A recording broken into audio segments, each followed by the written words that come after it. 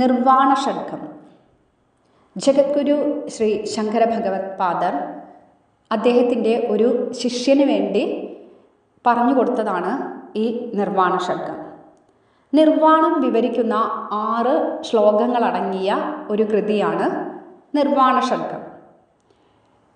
മോക്ഷമാണ് നിർവാണം എന്ന് പറയുന്നത്. അപ്പോൾ എന്താണ് മോക്ഷം? ദുഃഖത്തിൽ നിന്നുള്ള പൂർണ്ണമായ മോചനമാണ് മോക്ഷം. എല്ലാ ജീവികളും അറിഞ്ഞോ അറിയാതെയോ ആഗ്രഹിക്കുന്നതും പ്രയത്നിക്കുന്നതും അതിനുവേണ്ടിയാണ്. നിലനിൽപ്പിൻ്റെ പൊരുൾ ശാസ്ത്രീയമായി അറിഞ്ഞാലാണ് മോക്ഷത്തിൻ്റെ വഴി തെളിയുകയുള്ളൂ. സത്യത്തെ പ്രാപിക്കുന്നവൻ മോചിക്കുന്നു, അസത്യവുമായി ബന്ധിക്കുന്നവൻ ദുഃഖിക്കുന്നു. ഇതാണ് ഉപനിഷത്തിൻ്റെ പ്രഖ്യാപനം. ഈ സത്യബോധവും മോക്ഷവും ഇവിടെ ഈ ലോകത്ത് വച്ച് തന്നെ നേടേണ്ടതാണ്. ഇവിടെ വച്ച് അത് നേടാൻ കഴിയാതെ പോയാൽ അത് വലിയ നഷ്ടമായി തീരും എന്നാണ് ഉപനിഷത്തിൻ്റെ മുന്നറിയിപ്പ്. എന്താണ് സത്യം? ജഗത്തിൻ്റെ പരമകാരണമാണ് സത്യം എന്ന് പറയുന്നത്. അതിനെ അറിയാൻ കഴിഞ്ഞാൽ എന്താണ് വിശേഷം, എന്താണ് പ്രത്യേകത എന്ന് തോന്നാം. അതിനെ അറിയാൻ കഴിഞ്ഞാൽ അത് മാത്രമേ നിലവിലുള്ളൂ എന്നും അതിൽ കാണുന്ന നാനാത്വം മുഴുവൻ വെറും മായാഭ്രമമാണെന്നും ശാസ്ത്രീയമായി തെളിഞ്ഞു കിട്ടും.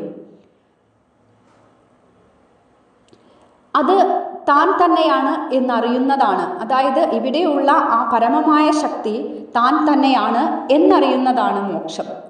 അവിടെ പിന്നെ ദുഃഖത്തിന് പ്രസക്തിയില്ല. രണ്ടുണ്ടെങ്കിലാണ് ഭയവും ബന്ധവും വന്നു ചേരും. നിർവാണ ലാഭത്തിനായി ഈ അദ്വൈത സത്യം എങ്ങനെ സദാ അനുസന്ധാനം ചെയ്ത് ഉറപ്പിക്കണമെന്നതാണ് നിർവാണ ഷഡ്ഗത്തിൽ വിവരിച്ചിരിക്കുന്നത്. നിർവാണ ഷഡ്ഗം മനഃപ്പാഠമാക്കി നിരന്തരം ഉള്ളിൽ ഉരുവിടുന്ന ഒരാൾക്ക് അചിരേണ നിർവാണ സുഖം ലഭ്യമായി തീരുന്നതാണ്. മനോബുദ്ധ്യഹങ്കാര ചിത്താനിനാഹം ന ച ശ്രോത്രജിഹ്വേ ന ച ഘ്രാണനേത്രേ ന ച വ്യോമഭൂമിർ ന തേജോ ന വായു ചിദാനന്ദരൂപഃ ശിവോഹം ശിവോഹം. മനോബുദ്ധ്യഹങ്കാര ചിത്താനി അഹം ന. മനസ്സ്, ബുദ്ധി, അഹങ്കാരം, ചിത്തം ഇവയൊന്നും ഞാനല്ല. കർണം, ശ്രോത്രം ന. ജിഹ്വ ന. ചെവി ഞാനല്ല, നാക്ക് ഞാനല്ല. ഘ്രാണനേത്രേ ച ന. മൂക്കും കണ്ണും ഞാനല്ല. വ്യോമ ച ന. ആകാശവും ഞാനല്ല. ഭൂമിഹി ന. ഭൂമി ഞാനല്ല. തേജഃ ന. തേജസ് ഞാനല്ല. വായുഹു ന. വായു ഞാനല്ല. അഹം ഞാൻ. ചിദാനന്ദരൂപഃ ശിവഃ. ബോധാനന്ദരൂപനായ പരമാത്മാവാണ്. അഹം ശിവഃ. ഞാൻ പരമാത്മാവാണ്. മനസ്സ്, ബുദ്ധി, അഹങ്കാരം, ചിത്തം ഇവയൊന്നും ഞാനല്ല. ചെവി ഞാനല്ല, നാക്ക് ഞാനല്ല, മൂക്കും കണ്ണും ഞാനല്ല. ആകാശവും ഞാനല്ല, ഭൂമി ഞാനല്ല, തേജസ് ഞാനല്ല, വായു ഞാനല്ല. ഞാൻ ബോധാനന്ദരൂപനായ പരമാത്മാവാണ്. ഞാൻ പരമാത്മാവാണ്. ചിദാനന്ദരൂപഃ ശിവോഹം ശിവോഹം. അഹം ശിവം. ഞാൻ ശിവമാണ്. അതായത് ഞാൻ പരമാത്മാവാണ്. ചിദാനന്ദരൂപഃ. ചിത്ത് ആനന്ദ സ്വരൂപം. ചിത്ത് എന്ന് പറയുമ്പോൾ അറിവ്. അറിവാകുന്ന ആനന്ദ സ്വരൂപത്തോടു കൂടിയ ശുദ്ധ ബോധമാണ് ഞാൻ. ഞാൻ പരമാത്മാവാണ്. ഞാൻ ആര് എന്ന ചോദ്യത്തിന് വ്യക്തമായ ഉത്തരം കണ്ടെത്തുന്നതാണ് സത്യസാക്ഷാത്കാരം. ഓരോരുത്തരും ഞാൻ യഥാർത്ഥത്തിൽ ആര് എന്ന കാര്യം മറന്നുപോയിരിക്കുന്നു. അങ്ങനെ അവനവന് നഷ്ടപ്പെട്ടതുപോലെയാണ് സ്ഥിതി. എല്ലാ ദുഃഖങ്ങൾക്കും കാരണം ഈ മറവിയാണ്. ഇതിനെയാണ് അവിദ്യ എന്ന് പറയുന്നത്. തൻ്റെ യാഥാർത്ഥ്യം വെളിപ്പെടുന്നതോടെയാണ് നമുക്ക് സാക്ഷാത്കാരം ഉണ്ടാകുന്നത്. അതായത് നഷ്ടപ്പെട്ടു പോയതുപോലിരുന്ന തന്നെ തനിക്ക് തിരിച്ചു കിട്ടുന്നു. അതോടെ തൻ്റെയും ജഗത്തിൻ്റെയും രഹസ്യം സൂര്യതുല്യം തെളിയുന്നു. ഇത് തെളിഞ്ഞവരാണ് ജീവൻ മുക്ത പുരുഷന്മാർ. ഇനി ആരാണ് ഞാൻ എന്ന് നോക്കാം. ഞാൻ ബോധാനന്ദ രൂപനായ പരമാത്മാവാണ്. ഇത് എങ്ങനെ അറിയാം? ഞാൻ ബോധരൂപനാണെന്ന് ഇപ്പോൾ തന്നെ വ്യക്തമായി അനുഭവിക്കുന്നുണ്ടല്ലോ. ഞാനുണ്ട് ഞാനുണ്ട് എന്നല്ലേ ഉള്ളിൽ എല്ലാവരും എപ്പോഴും അനുഭവിക്കുന്നത്. ഉണ്ട് എന്നിങ്ങനെ സ്വന്തം ഉണ്മ അനുഭവിക്കാൻ ബോധത്തിന് മാത്രമല്ലേ കഴിയൂ. ഉണ്ട് എന്ന ഉണ്മയുടെ അനുഭവം ബോധത്തിന് ഒരിക്കലും നഷ്ടപ്പെടുന്നുമില്ല. ഞാൻ ഇല്ല എന്നിങ്ങനെ അവനവൻ്റെ ഇല്ലായ്മ ഒരിക്കലും ആരും അനുഭവിക്കാറില്ലല്ലോ. അതുകൊണ്ട് ഉണ്മയും ബോധവും ഒന്ന് തന്നെയാണ്. ഈ ബോധം തന്നോട് ചേർന്ന് നിൽക്കുന്ന ജഡാനുഭവങ്ങളെ പുറന്തള്ളാമെങ്കിൽ ശുദ്ധാനന്ദമാണെന്ന് തെളിഞ്ഞു കിട്ടും. എന്തൊക്കെയാണ് ബോധത്തിലെ ജഡാനുഭവങ്ങൾ? അവ എങ്ങനെയാണ് വന്നു ചേർന്നത്? എങ്ങനെയാണ് അതിനെ മാറ്റാൻ കഴിയുന്നത് എന്ന് നോക്കാം. അല്പം വിചാരം ചെയ്യുന്ന ആൾക്ക് ഇതൊക്കെ അനായാസം തെളിഞ്ഞു കിട്ടുന്നത് തന്നെയാണ്. ജഡാനുഭവങ്ങളെല്ലാം ബോധത്തിൽ സങ്കല്പം കൊണ്ട് വന്നു ചേർന്ന മായാഭ്രമങ്ങളാണ്. അത് എങ്ങനെ അറിയാം എന്ന് ചോദിച്ചാൽ, സങ്കല്പങ്ങൾ ഉപേക്ഷിച്ചാൽ സങ്കല്പങ്ങൾ ഉൾപ്പെടെ അവയെല്ലാം ഒഴിഞ്ഞു പോകും. ഈ സങ്കല്പങ്ങൾ എങ്ങനെ വന്നു ചേരുന്നു?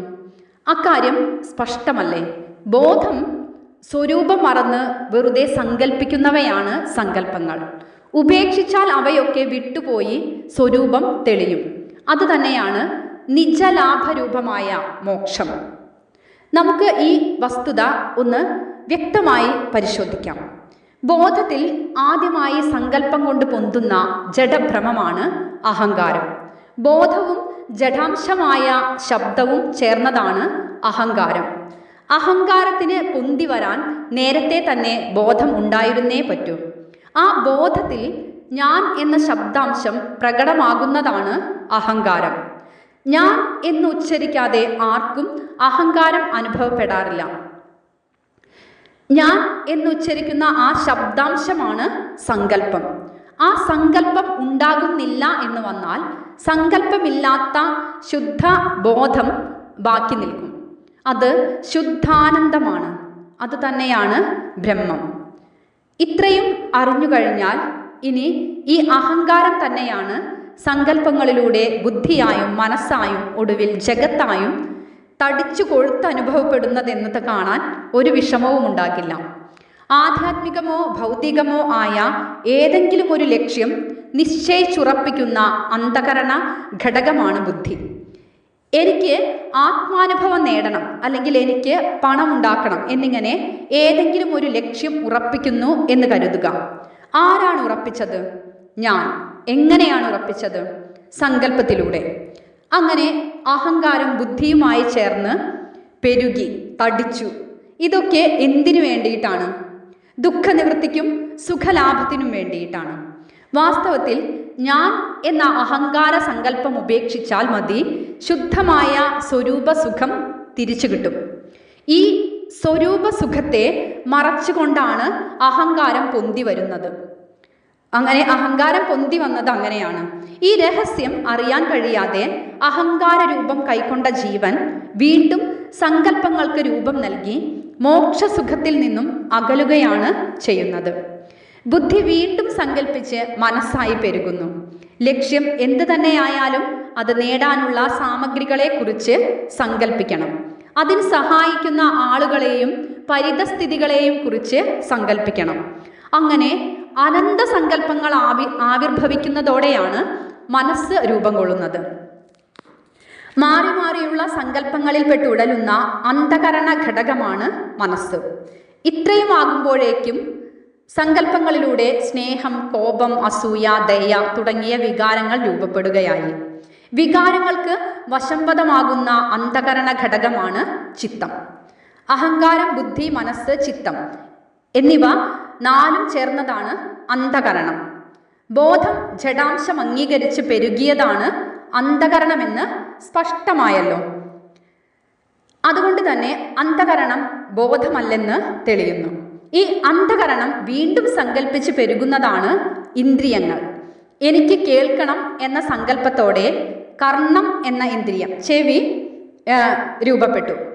ഇതെങ്ങനെ അറിയാം എന്ന് ചോദിച്ചാൽ, കേൾക്കണം എന്ന സങ്കല്പം ഇല്ലാതായാൽ ചെവി ഇല്ലാതാകും. അങ്ങനെ അറിയാം. ഇതുപോലെ മറ്റെല്ലാ ഇന്ദ്രിയങ്ങളും രൂപപ്പെട്ടു. ഇന്ദ്രിയങ്ങൾ എന്ന ഉപകരണങ്ങളെ അംഗീകരിച്ചതോടെ ബോധരൂപമായ വസ്തു ആകാശം തുടങ്ങിയ പഞ്ചഭൂതങ്ങളായി കാണപ്പെട്ടു. ഇതെങ്ങനെ അറിയാമെന്ന് ചോദിച്ചാൽ, ഇന്ദ്രിയങ്ങൾ ഇല്ലെങ്കിൽ പഞ്ചഭൂതങ്ങൾ അനുഭവപ്പെടുകയേയില്ല. അങ്ങനെ അറിയാം. തുടർന്ന് വിവിധ നാമരൂപ സങ്കല്പങ്ങളിലൂടെ പഞ്ചഭൂതങ്ങൾ പ്രപഞ്ചമായും അനുഭവപ്പെട്ടു. ബോധത്തിലെ സങ്കല്പ ദൃശ്യങ്ങളാണ് പ്രപഞ്ചം. അതെങ്ങനെ അറിയാമെന്ന് ചോദിച്ചാൽ, ബോധം സങ്കല്പങ്ങളെല്ലാം കൈവെടിയുകയാണെങ്കിൽ പ്രപഞ്ചം അപ്പാടെ മറയുന്നതാണ്. തുടർന്ന് ശുദ്ധമായ ബോധം അദ്വയമായി അവശേഷിക്കുകയും ചെയ്യും. പ്രപഞ്ചാരംഭം മുതൽ പരീക്ഷിച്ചുറപ്പിക്കപ്പെട്ടു പോരുന്ന സ്ഥിതിയാണ് ഇത്. അതുകൊണ്ടാണ് ശ്രീ ശങ്കര ഭഗവത് പാദർ നമ്മോട് ചിദാനന്ദരൂപഃ ശിവോഹം ശിവോഹം എന്ന് അനുസന്ധാനം ചെയ്യാൻ ആവശ്യപ്പെട്ടിരിക്കുന്നത്. ശുദ്ധ ബോധവും ശുദ്ധാനന്ദവും ഒന്ന് തന്നെയാണ്. സങ്കല്പം വഴി രൂപം കൊള്ളുന്ന ജഡജഗത്ത് ഒരിക്കലും ബോധമല്ല എന്ന് തെളിഞ്ഞു. എങ്കിലും വ്യക്തിക്ക് സ്വന്തം ദേഹഭാഗങ്ങളെ ബോധത്തിൽ നിന്ന് മാറ്റി നിർത്തുവാൻ കഴിയുമോ എന്നാണ് സംശയം. ബോധം സങ്കല്പത്തിലൂടെ ആരോപിച്ചനുഭവിക്കുന്നവ തന്നെയാണ് ജഡരൂപങ്ങളായ ദേഹഭാഗങ്ങളും. ഇക്കാര്യമാണ് ഇനി വീണ്ടും വ്യക്തമായി വിശദമാക്കുന്നത് അടുത്ത ശ്ലോകത്തിൽ.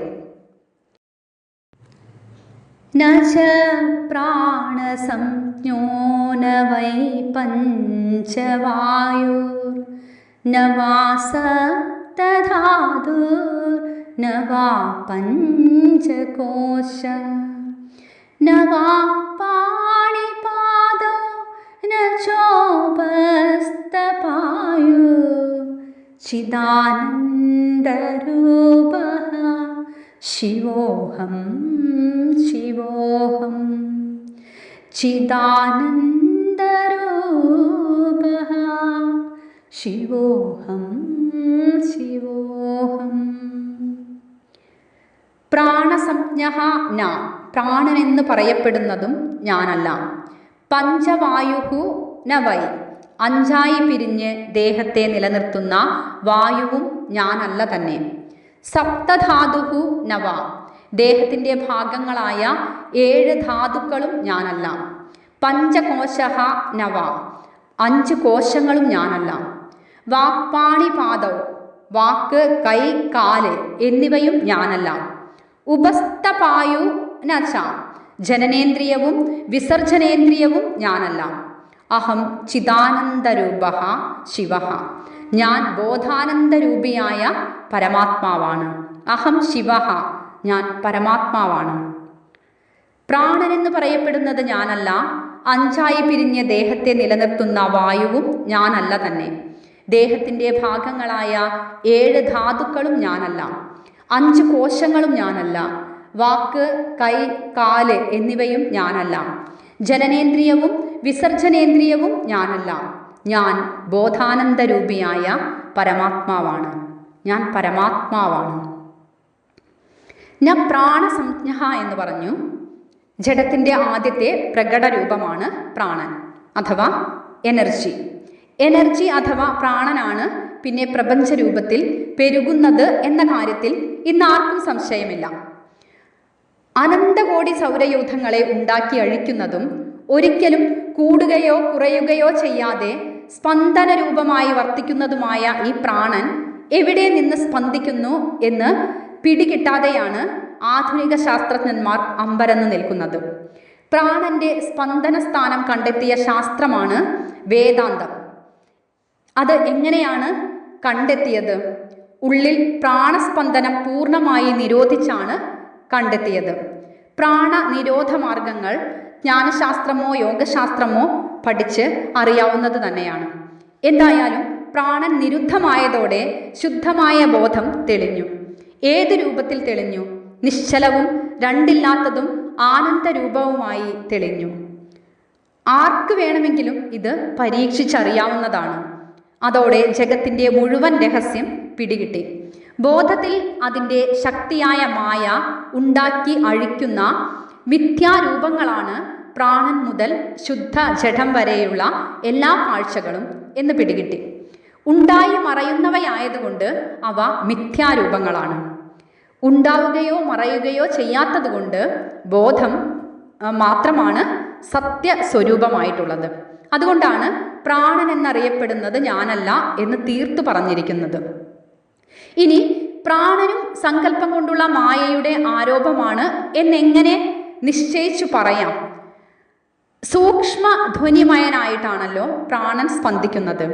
പിന്നീട് പ്രപഞ്ചമായി പെരുകുന്ന എല്ലാ വാസനകളും സങ്കല്പങ്ങളും വിത്തിൽ വൃക്ഷമെന്ന പോലെ ഓരോ പ്രാണസ്പന്ദത്തിലും അടങ്ങിയിരിക്കുന്നു എന്ന് കാണേണ്ടതാണ്.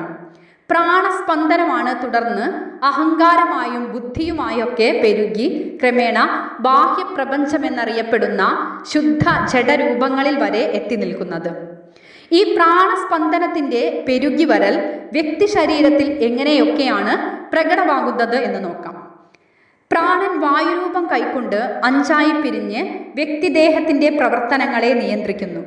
പ്രാണൻ, അപാനൻ, വ്യാനൻ, സമാനൻ, ഉദാനൻ എന്നിവയാണ് പ്രാണവായുക്കൾ.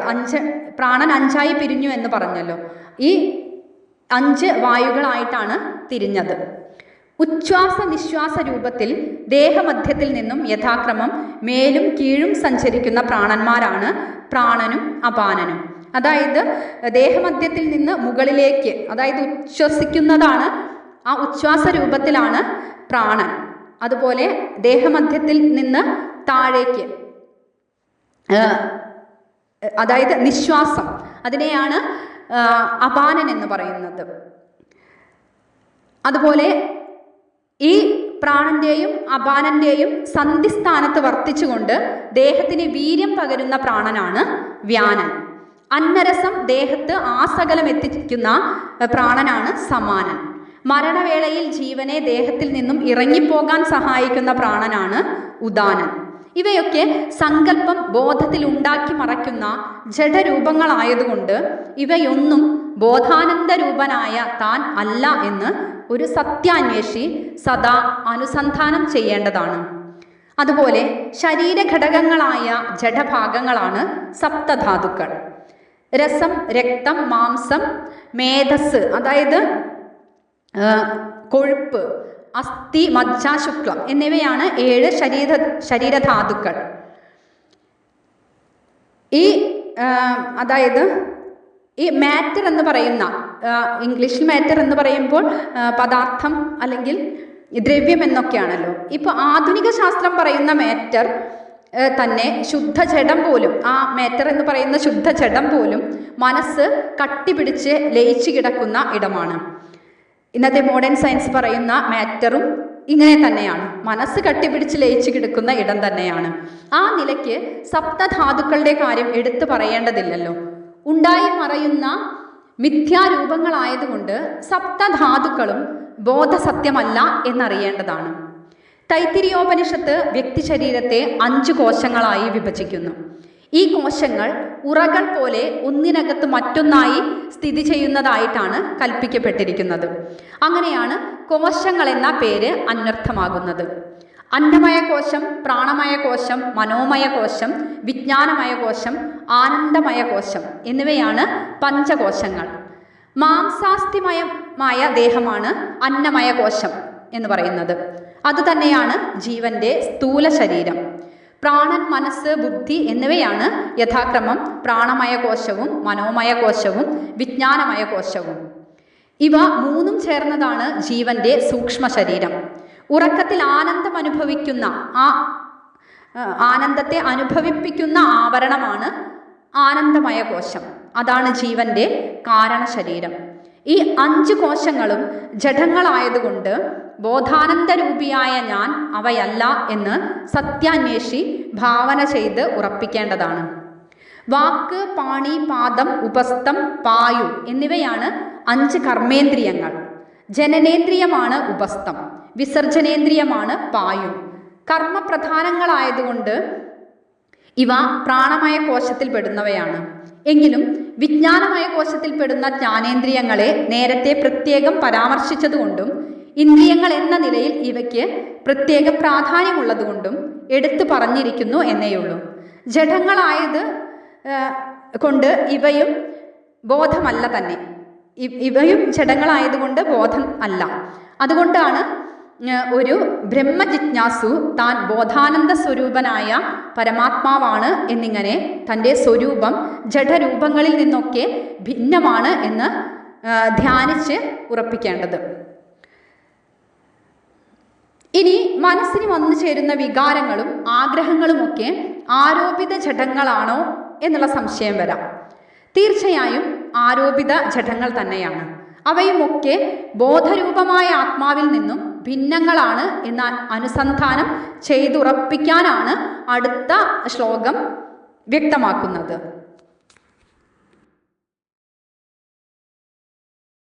ന മേ ദ്വേഷരാഗോ ന മേ ലോഭമോഹോ മദോ നൈവ മേ നൈവ മാത്സര്യഭാവ ന ധർമ്മോ ന ചാർത്തോ ന കാമോ ന മോക്ഷ ചിദാനന്ദരൂപഃ ശിവോഹം ശിവോഹം ചിദാനന്ദരൂപഃ ശിവോഹം ശിവോഹം. മേ ദ്വേഷരാഗൗ ന, എനിക്ക് ദ്വേഷമോ രാഗമോ ഇല്ല. മേ ലോഭമോഹൗ ന, എനിക്ക് ലോഭമോ മോഹമോ ഇല്ല. മേ മദോ ന ഏവ, എനിക്ക് മതം ഇല്ല തന്നെ, അഹങ്കാരമില്ല. മേ മാത്സര്യഭാവഃ ന ഏവ, എനിക്ക് ആരോടും മത്സരഭാവം ഇല്ല തന്നെ. ധർമ്മഃ ന, ധർമ്മമില്ല.